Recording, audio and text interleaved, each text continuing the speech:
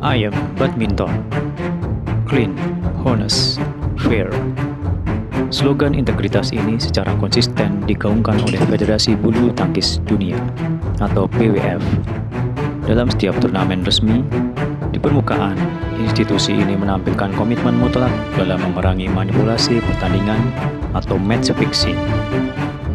Sanksi berat termasuk boikot seumur hidup dijatuhkan kepada para aktor yang terbukti mencederai sportivitas.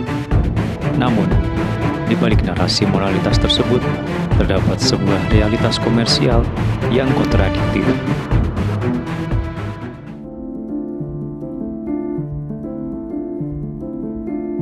Di pinggir lapangan, kita kerap melihat papan iklan digital yang menampilkan logo portal informasi olahraga yang secara visual dan nomenklatur identik dengan situs perjudian internasional.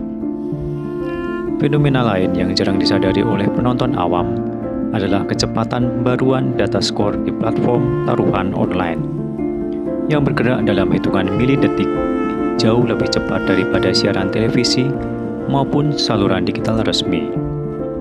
Kondisi ini mengindikasikan adanya sebuah jaringan bisnis makro yang mempertemukan kepentingan federasi olahraga, agensi data teknologi, dan industri perjudian global. Kerjasama yang terjalin di antara entitas-entitas ini bukan sekedar upaya preventif untuk memantau aktivitas taruhan mencurigakan, melainkan sebuah hubungan transaksional bernilai triliunan rupiah.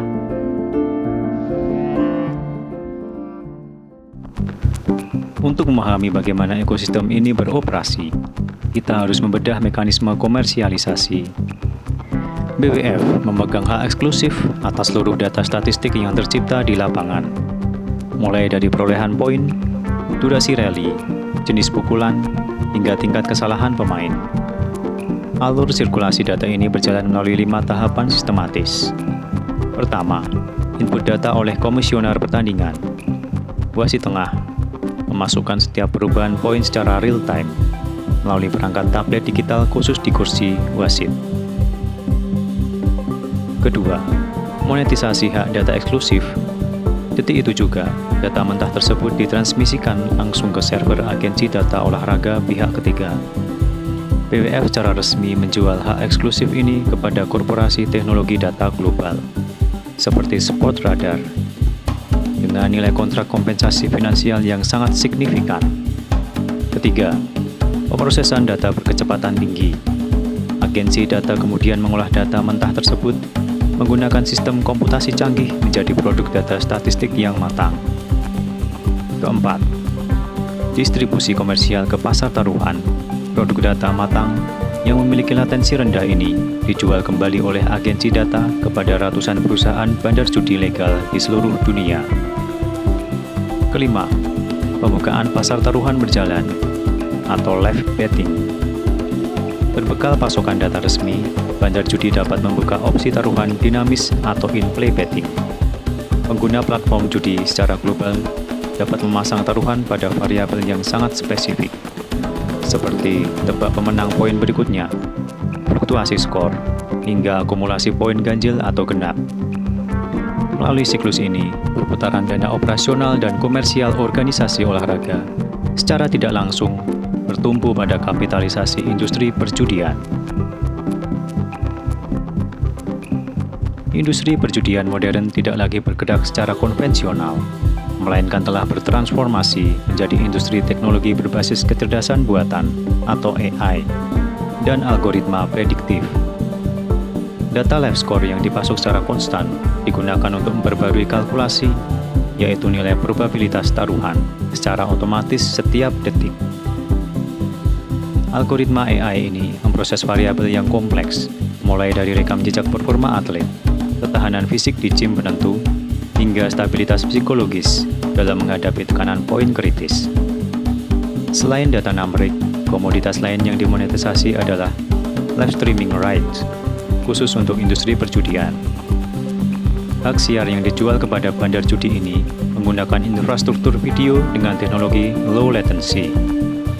Jalur video ini memiliki waktu tunda atau delay yang sangat minimal, hanya berkisar antara 1 hingga 2 detik dari kejadian aktual di lapangan. Kecepatan visual ini sangat krusial bagi bandar judi guna mencegah kerugian finansial akibat tindakan para petaruh di stadion yang mencoba memanfaatkan jeda waktu siaran televisi konvensional yang biasanya memiliki delay hingga 30 detik.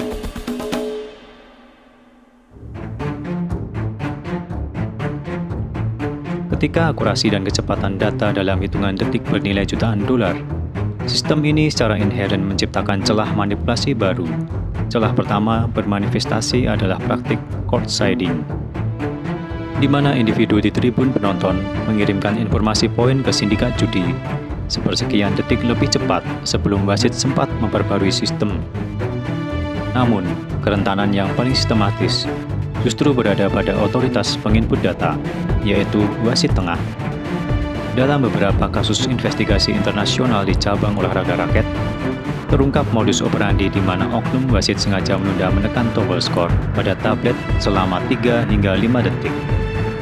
Setelah poin terjadi, penundaan yang disengaja ini memberikan jendela waktu kritis bagi sindikat judi yang telah bekerja sama dengan oknum tersebut untuk memasang taruhan bervolume besar pada pasar taruhan berjalan, tepat sebelum sistem komputer bandar judi menutup pasar secara otomatis. Data yang secara teoritis berfungsi sebagai instrumen transparansi, dalam praktiknya dapat dikonversi menjadi instrumen manipulasi yang menghasilkan keuntungan finansial ilegal. Kondisi ini membawa kita pada sebuah analisis yang lebih mendalam mengenai dugaan pembiaran pengaturan skor secara sistematis. Mengapa entitas dalam ekosistem ini terkesan tidak memiliki kehendak mutlak untuk memberantas manipulasi pertandingan hingga ke akarnya? Jawabannya bermuara pada prinsip ekonomi pasar perjudian. Dalam industri taruhan, pertandingan yang berjalan terlalu linier atau mudah diprediksi, di mana pemain unggulan selalu menang mutlak atas pemain non-unggulan, justru tidak menghasilkan nilai komersial yang tinggi. Pasar perjudian membutuhkan volatilitas, kejutan, dan pergerakan, odds, yang ekstrim untuk memicu volume taruhan yang lebih besar dari para petaruh. Disinilah letak anomali terbesar, agensi data raksasa yang disewa oleh federasi sebagai pengawas integritas memiliki instrumen AI canggih yang mampu mendeteksi anomali taruhan secara instan. Secara teoritis, ruang gerak manipulasi seharusnya sudah tertutup rapat. Namun, mengapa fenomena pengaturan skor tetap eksis? Secara bisnis, jika sebuah cabang olahraga benar-benar steril dari segala bentuk manipulasi, aktivitas di pasar taruhan berisiko mengalami stagnasi. Bagi bandar judi, ancaman utama bukanlah kekalahan pada satu opsi taruhan, melainkan hilangnya minat publik untuk berpartisipasi.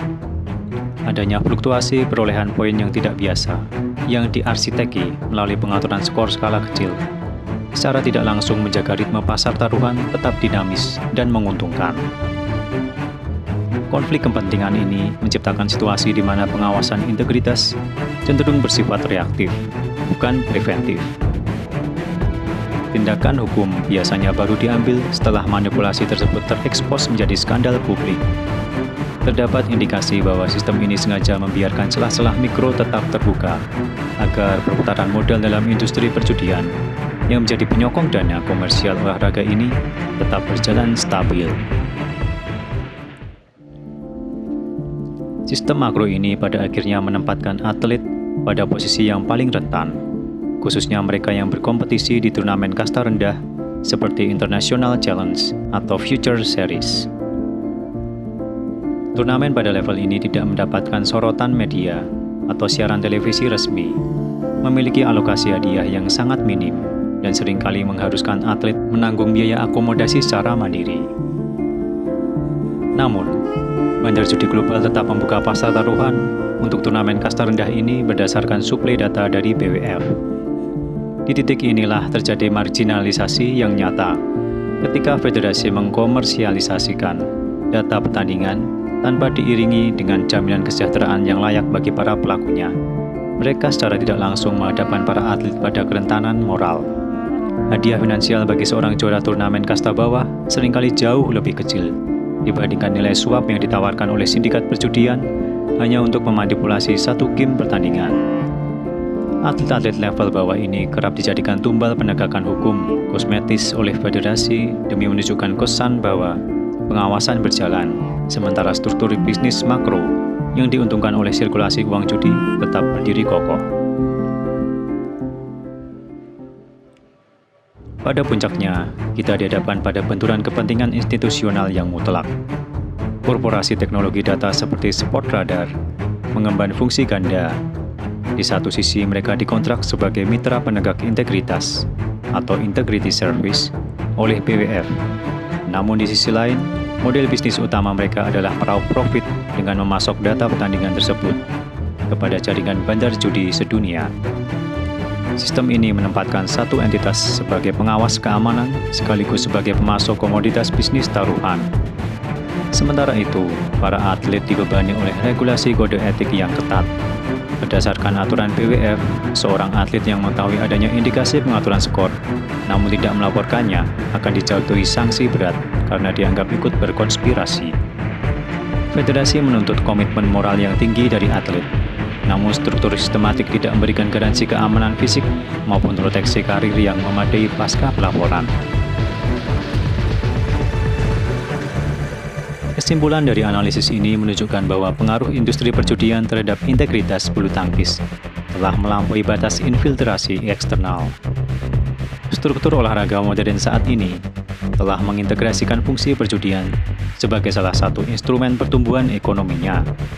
Federasi membutuhkan dana segar dari hak data, agensi data membutuhkan komoditas untuk dijual, dan bandar judi membutuhkan volatilitas data untuk memutar kapital. Pada akhirnya, bulu tangkis tidak lagi sekadar sebuah cabang olahraga murni. Ia telah bertransformasi menjadi panggung konversi data global bernilai triliunan rupiah, di mana perjuangan fisik para atlet di atas lapangan kerap berakhir menjadi komoditas angka di atas meja taruhan.